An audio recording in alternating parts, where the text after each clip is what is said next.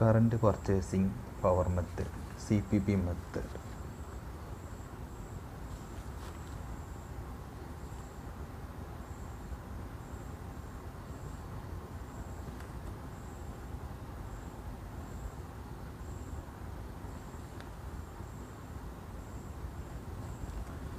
Current purchasing power method. Under current purchasing power method, finance statement prepared under historical cost accounting are restated by using an approved price index.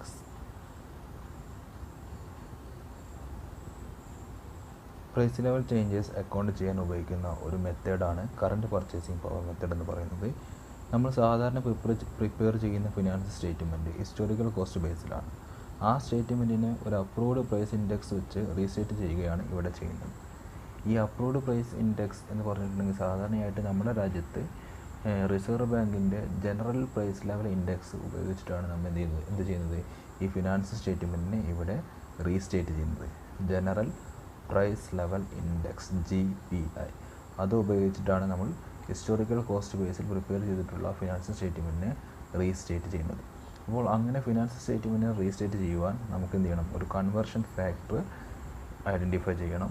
അപ്പോൾ ഈ conversion factor, അതായത് historical ഡാറ്റയെ ഈ conversion factor ഉപയോഗിച്ച് multiply ചെയ്തിട്ടാണ് നമ്മൾ എന്ത് ചെയ്യുന്നത് കറണ്ട് പർച്ചേസിംഗ് പവർ വാല്യൂവിൽ ഈ ഡാറ്റയെ മാറ്റുന്നത്. അപ്പോൾ അതിന് ഈ കൺവേർഷൻ ഫാക്ടർ എങ്ങനെ കണ്ടെത്താം എന്ന് നോക്കാം. അപ്പോൾ ഹിസ്റ്റോറിക്കൽ കോസ്റ്റിലുള്ള ഡാറ്റയെ ഒരു കൺവേർഷൻ ഫാക്ടർ ഉപയോഗിച്ച് നമ്മൾ റീസെറ്റ് ചെയ്യുന്നു. ഈ കൺവേർഷൻ ഫാക്ടർ ഡിറ്റർമൈൻ ചെയ്യുന്നത് ഫിനാൻസ് സ്റ്റേറ്റ്മെൻറ്റ് പ്രിപ്പയർ ചെയ്യുന്ന ഡേറ്റിലെ ഇൻഡെക്സ് ഡിവൈഡ് ബൈ ആ ഐറ്റം ബിസിനസ്സിൽ ഉപയോഗിക്കാൻ തുടങ്ങിയ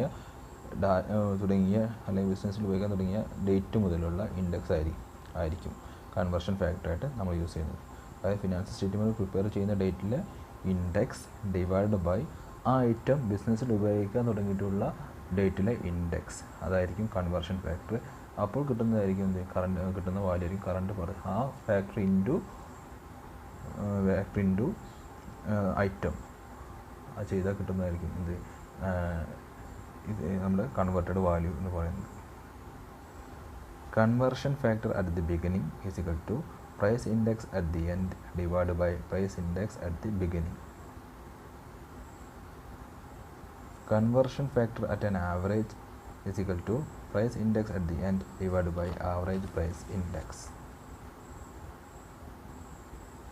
Conversion factor at the end is equal to price index at the end divided by price index at the end.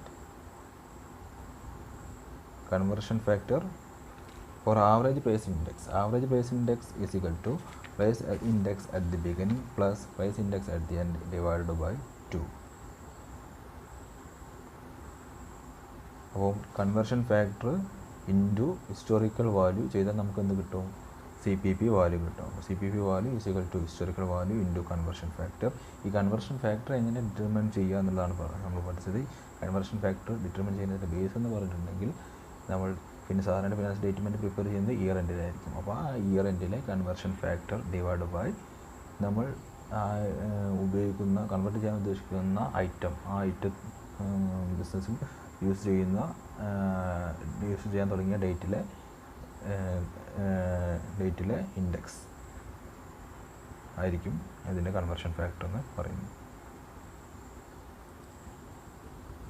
പ്രത്യേകം ശ്രദ്ധിക്കേണ്ടത് അസറ്റ്, ലയബിലിറ്റീസ് തുടങ്ങിയെല്ലാം നമ്മുടെ beginning പീരീഡിലെ balance sheet നോക്കിയിട്ട് നമ്മൾ എടുക്കുന്ന അസറ്റ്, ലയബിലിറ്റീസ് ഇതെല്ലാം കൺവേർട്ട് ചെയ്യാൻ ഉപയോഗിക്കുന്ന അതിൻ്റെ കൺവേർഷൻ ഫാക്ടറായിട്ട് യൂസ് ചെയ്യുന്നത് ബിഗിനിങ് പീരീഡിലെ കൺവേർഷൻ ഇൻഡെക്സ് ആയിരിക്കും.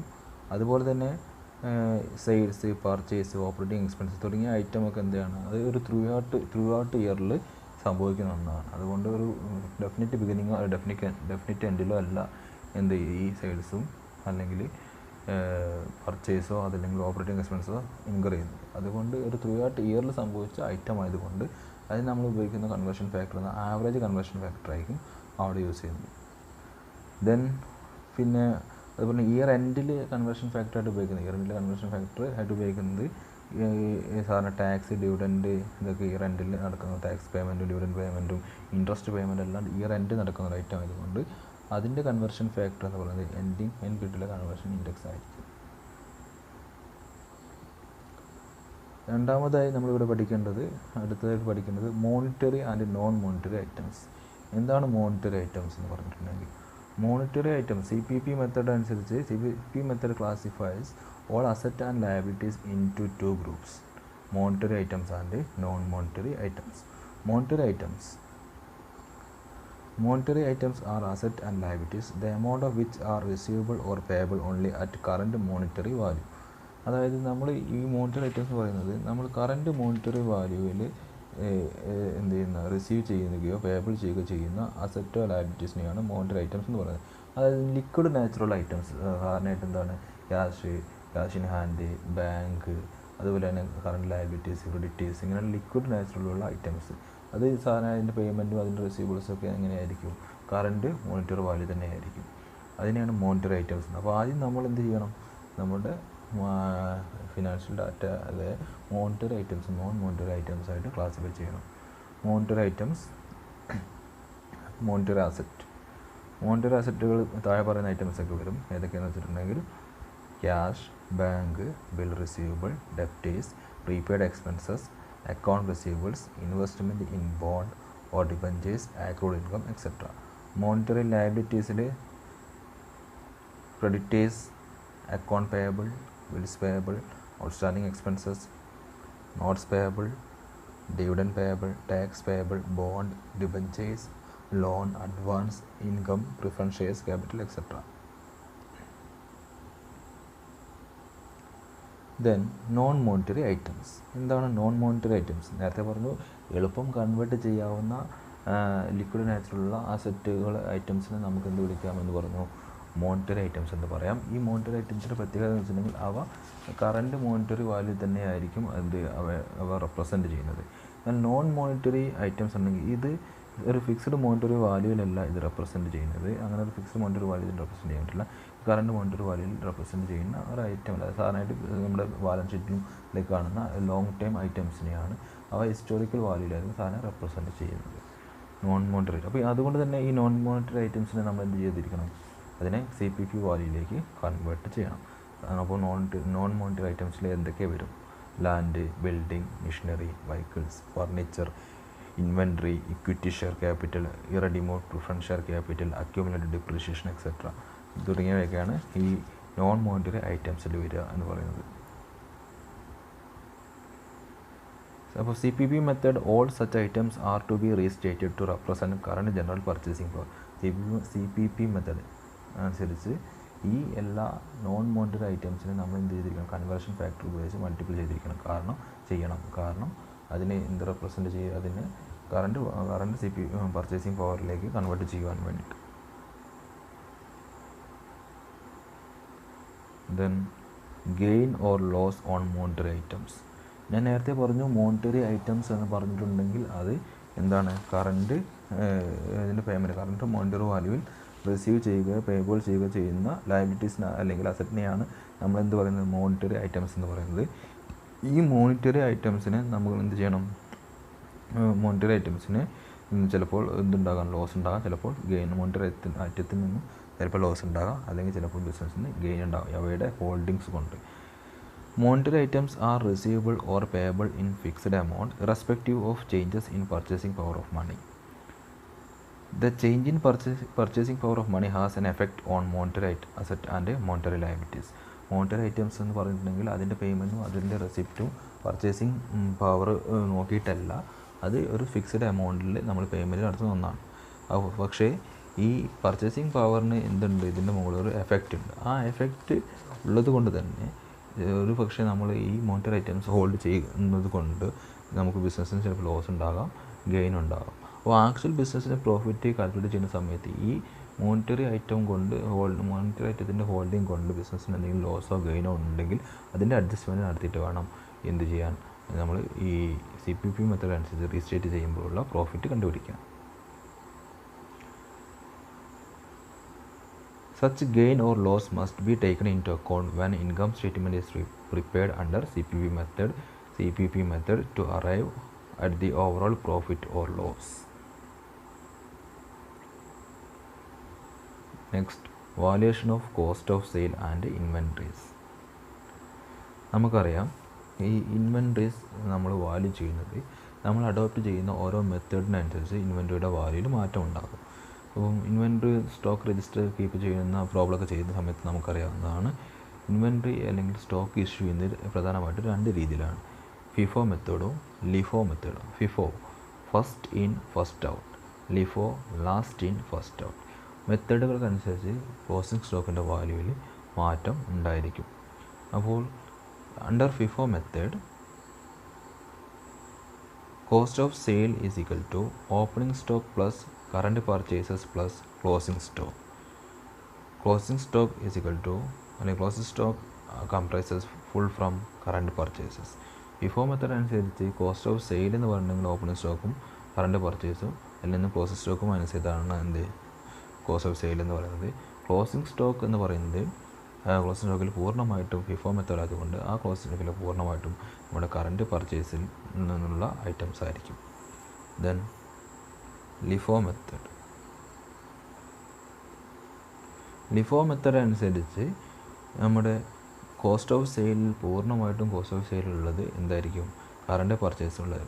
Cost of sale comprises current purchases only. Closing stock comprises purchases made in previous year. Ascertainment of profit.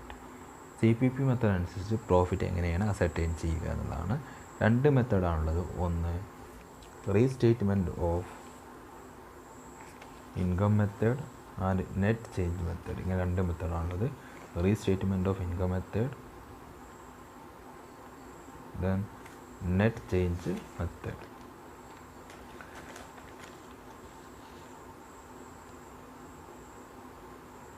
Restatement of income method. Under this method, historical income statement is restated in CPP terms.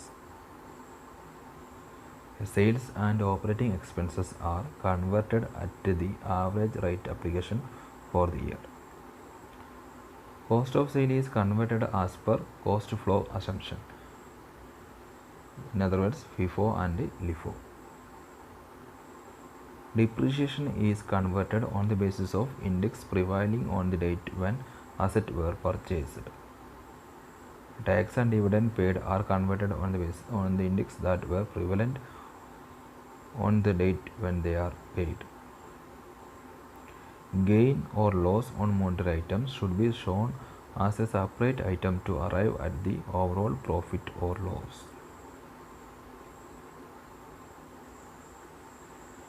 Net change method. This method is based on the normal accounting principle that profit is change in equity during an accounting period. To determine profit, opening balance sheet prepared on historical cost accounting method is converted in CPP forms at the end of the year. Monetary and non-monetary items are restated by using proper conversion factor. Equity share capital is also converted. The difference in the balance sheet is taken as reserve. Closing balance sheet prepared under historical costing is also converted. Only non-monetary items are restated. The difference in balance sheet is taken as reserve after converting equity capital. Profit is equivalent to net change in reserve. Restated balance sheet. Under the price level change, the historical balance sheet should be revised to reflect the true picture of financial position of any organization.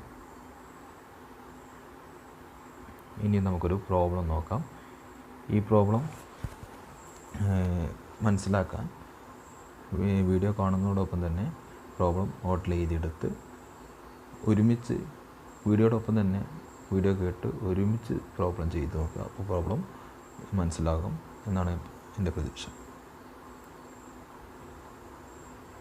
Balance sheet as on 1st April 2009.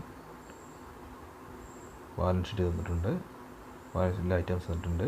ലയബിലിറ്റിയിൽ share capital 2 lakh, 13% debenture 50,000, current liabilities 25,000, അസറ്റിൽ machinery 1,50,000, furniture 20,000, stock of inventory 30,000, debtors 25,000, cash in hand 50,000. മൊത്തം balance sheet total എന്ന് പറയുന്നത് 2,75,000. അതുപോലെ തന്നെ പിന്നെ തന്നിട്ടുള്ളത് profit and loss account ആണ് തന്നിട്ടുള്ളത്. Profit and loss account for the year ending 31st March 2009. Sales 5 lakh less cost of goods sold. Cost of goods sold is comprises opening stock 30,000, purchases 3,55,000 less closing stock 35,000, cost of goods sold 3,50,000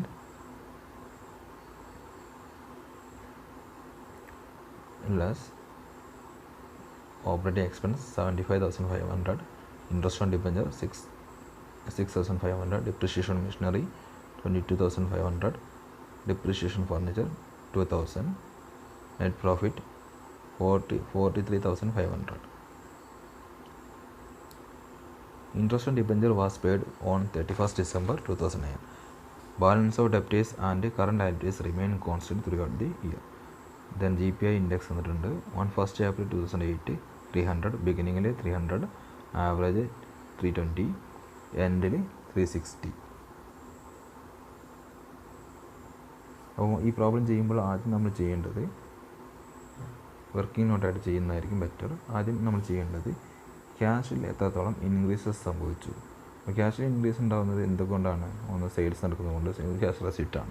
അപ്പോൾ sales proceed 5 lakh question തന്നിട്ടുണ്ട്. പിന്നെ അതുപോലെ തന്നെ amount pay to creditors, അതായത് purchase നടത്തുമ്പോൾ നടത്തുന്ന payment 3,55,000 question direct തന്നിട്ടുണ്ട്. Operating expenses paid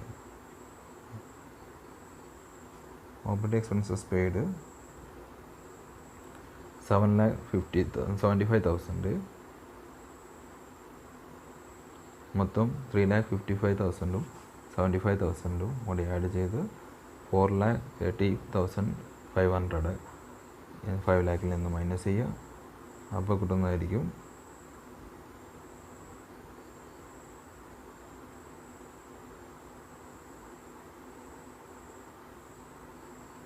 അപ്പോൾ കിട്ടുന്ന 69,500 എന്തായിരിക്കും?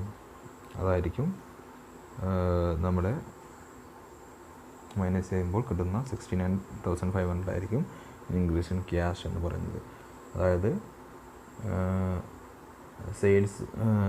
സെയിൽസ് റെസിപ്റ്റ് 5 lakh, അതിൽ നിന്നും പർച്ചേസിൻ്റെ 3,55,000 മൈനസ് ചെയ്യുക, amount pay to creditors minus ചെയ്യുക, then operating expense paid minus ചെയ്യുക. അപ്പോൾ കിട്ടുന്ന അത് എത്രയായിരിക്കും? 69,500 ആണ് ക്യാഷിൽ വന്നിട്ടുള്ള വർധനവ്. ദെൻ ക്യാഷ് ഇൻ ഹാൻഡ് എത്രയാണെന്ന് നോക്കാം. ക്യാഷ് ഇൻ ഹാൻഡ് എന്ന് പറയുന്നത് opening cash balance 50,000 add increase in cash 60 നമുക്ക് നേരത്തെ കണ്ടെത്തിയിട്ടുണ്ട് 69,500. ദെൻ ലെസ്, അതിൽ നിന്ന് ലെസ് ചെയ്യണം എന്ത്? Interest on debentures paid 69,500.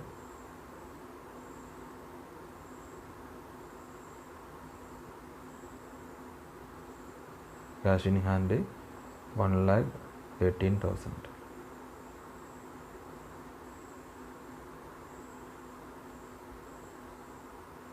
Computation of monetary gains, ഇവിടെ നോക്കുന്ന മോണിറ്ററി ഗെയിൻ ഓർ ലോസ്, ഇവിടെ നോക്കേണ്ടത് സെയിം തന്നെ.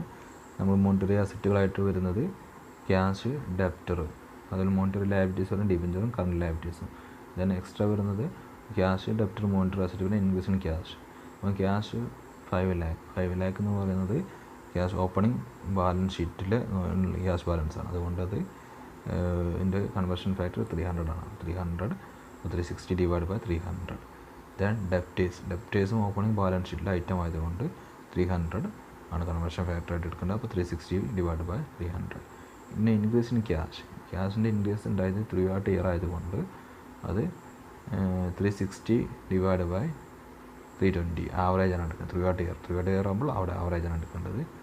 അപ്പം ഇൻക്രീസ് ഇൻ ക്യാഷ്, അപ്പം ഇത് നമുക്ക് അവിടെ ഉണ്ടായത് ഈ നെറ്റ് മോണിറ്ററി അസറ്റ് ഹോൾഡ് ചെയ്തതുകൊണ്ട് നമുക്ക് പർച്ചേസിങ് പവർ ലോസ് ആണ് സംഭവിച്ചത്. 1,68,188 മൈനസ് 1,44,500 23,688 റുപ്പീസിൻ്റെ ലോസാണ് സംഭവിച്ചത്. മോണിറ്ററി ലയബിലിറ്റീസ് ഹെൽഡ് ചെയ്തുകൊണ്ട് നമുക്ക് ഗെയിനാണ് സംഭവിക്കുന്നത്. ഡിബഞ്ചറിൽ 50,000, ഡിബഞ്ചർ ഓപ്പണിംഗ് ബാലൻസ് ഷീറ്റിലായതുകൊണ്ട് 300 എടുക്കുക. അപ്പോൾ 360 ഡിവൈഡ് ബൈ 300. കറണ്ട് ലയബിലിറ്റീസ് 25,000 ആണ്. ഓപ്പണിംഗ് ബാലൻസ് ഷീറ്റ് ആയതുകൊണ്ട് 360 divide by 300. Then monetary liabilities as on 31st March. മൊത്തം മോണിറ്ററി ലയബിലിറ്റീസ് വന്ന് 90,000 ആണ് വരുന്നത്, 75,000.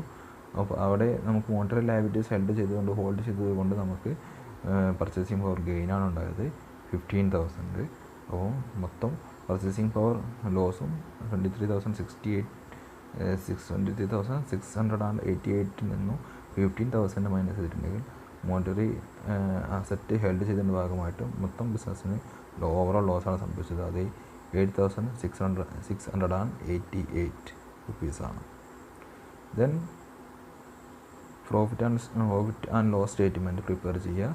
ഫിഫോ മെത്തേഡ് അനുസരിച്ചാണ് പ്രിപ്പയർ ചെയ്യുന്നത്. അപ്പോൾ നേരത്തെ ചെയ്തതുപോലെയാണ് അതേ ഓർഡർ തന്നെ, ക്വസ്റ്റ്യൻ തന്നിട്ടുള്ള അതേ ഓർഡർ തന്നെ പ്രിപ്പയർ ചെയ്താൽ മതി, ആ സ്റ്റേറ്റ്മെൻറ്റ് പ്രിപ്പയർ ചെയ്താൽ മതി. അപ്പോൾ സെയിൽസ് നടക്കുന്നത് ത്രൂ ഔട്ട് ഇയറിലായതുകൊണ്ട് 360 ഡിവൈഡ് ബൈ 320 ആവറേജാണ് എടുക്കുന്നത് ത്രൂ ഔട്ട് ഇയർ ആയതുകൊണ്ട്. കോസ്റ്റ് ഓഫ് ഗുഡ്സ് സോൾഡ് എന്ന് പറയുന്നത് ത്രൂ ഔട്ട് ഇയർ ആയതുകൊണ്ടും എടുക്കുന്ന സംഭവം ആയതുകൊണ്ട് 320 തന്നെ എടുക്കുക. അപ്പോൾ 360 divide by 320. Purchase 360 divide by 320 throughout year ആണ്. Closing stock 360 divide by closing stock എന്ന് പറഞ്ഞിട്ടുണ്ടെങ്കിൽ ബിഫോർ മെത്തേഡ് അനുസരിച്ച് ക്ലോസിംഗ് സ്റ്റോക്കിൽ നിന്ന് കംപ്ലീഷൻസ് ബിഫോർ മെത്തേഡ് അനുസരിച്ച് ക്ലോസിംഗ് സ്റ്റോക്കിൽ എന്തായാലും കറണ്ട് പർച്ചേസ് ആയിരിക്കാം, ത്രൂ ഔട്ട് ഇയറിലായിരിക്കും. അപ്പോൾ 320. ദെൻ ഓപ്പറേറ്റിംഗ് എക്സ്പെൻസ് 320 ആണ്, കാരണം ആവറേജ് ആണ്. അപ്പോൾ 360 ഡിവൈഡ് ബൈ 320 ആണ് കൺവേർഷൻ ഫാക്ടറായിട്ട് യൂസ് ചെയ്യേണ്ടത്. ദെൻ ഇൻട്രസ്റ്റ് ഓൺ ഡിബെഞ്ചർ, അത് ഇയർ എൻഡിലാണ് ഡിബെഞ്ചർ കൊടുക്കുക, നമുക്കറിയാം. ഡിബെഞ്ചറിൻ്റെ ഇൻട്രസ്റ്റ് പേയ്മെൻറ്റ് ഇയർ എൻഡിലായിരിക്കും. അപ്പോൾ 360 divide by 360. Depreciation on machinery opening balance ഷീറ്റിൻ്റെ ഡേറ്റിലാണ് ഉള്ള മെഷീനറി, അപ്പോൾ അതേ ഇതിലെടുക്കുക. 360 divide by 300. Depreciation furniture opening balance ഷീറ്റിലാണ് മെഷീനറി, അപ്പോൾ 300 ഡിവൈഡ് ബൈ 360. നെറ്റ് പ്രോഫിറ്റ് കാണുക. നെറ്റ് പ്രോഫിറ്റിൽ നിന്നും നമ്മൾ എന്ത് ചെയ്യണം, നേരത്തെ കണ്ടെത്തിയിട്ടുള്ള നോൺ മോണിറ്ററി ലോസ് നേരത്തെ കണ്ടെത്തിയിട്ടുള്ള monetary asset, loss on monetary asset ഇവിടെ മൈനസ് ചെയ്യുക. അപ്പോൾ കിട്ടുന്ന ഇതിന് റീറ്റേൺ ഏർണിങ്സ് വരും 36,975. ദെൻ ബാലൻസ് ഷീറ്റ് പ്രിപ്പയർ ചെയ്യുക. ബാലൻസ് ഷീറ്റിൽ കൺവേർട്ട് ചെയ്യാത്ത ഐറ്റംസിനെ കൺവേർട്ട് ചെയ്യുക. മെഷീനറിയെ കൺവേർട്ട് ചെയ്യണം. മെഷീനറി ഓപ്പണിംഗ് ആയതുകൊണ്ട് 360 ഡിവൈഡ് ബൈ 300. ഡിപ്രിഷിയേഷൻ മൈനസ് ചെയ്യുക. ഫർണിച്ചർ 360 ഡിവൈഡ് ബൈ 300, അതിൽ നിന്നും ഡിപ്രിഷിയേഷൻ മൈനസ് ചെയ്യുക. ഇൻവെൻട്രി ത്രൂ ഔട്ട് ഹോൾഡിംഗ് ആണ്, അത് ക്ലോസിംഗ് ആണ്. അപ്പോൾ അതുകൊണ്ട് ത്രൂ ഔട്ട് ഇയർ ആയതുകൊണ്ട് 360 ഡിവൈഡ് ബൈ 320. ഡെപ്റ്റേഴ്സ് 25,000. ക്യാഷിൻ്റെ ബാലൻസ് നമ്മൾ നേരത്തെ കാൽക്കുലേറ്റ് ചെയ്ത് കണ്ടുപിടിച്ചു. ദെൻ ഷെയർ ക്യാപിറ്റൽ, അതിനെ കൺവേർട്ട് ചെയ്യണം. ത്രൂ ഔട്ട് ഇയർ ആയതുകൊണ്ട് 360 ഡിവൈഡ് ബൈ 300. റിറ്റേൺ ഏർണിങ്സ് കണ്ടെത്തിയതാണ് അത്. ദെൻ 31% ഡിബെഞ്ചർ, കറണ്ട് ലയബിലിറ്റീസ് ഡിബെഞ്ചറും കറണ്ട് ലയബിലിറ്റീസൊക്കെ കൺവേർട്ട് ചെയ്യേണ്ട ആവശ്യമില്ല, കാരണം അത് മോണിറ്ററി ഐറ്റമാണ്. Okay, thank U.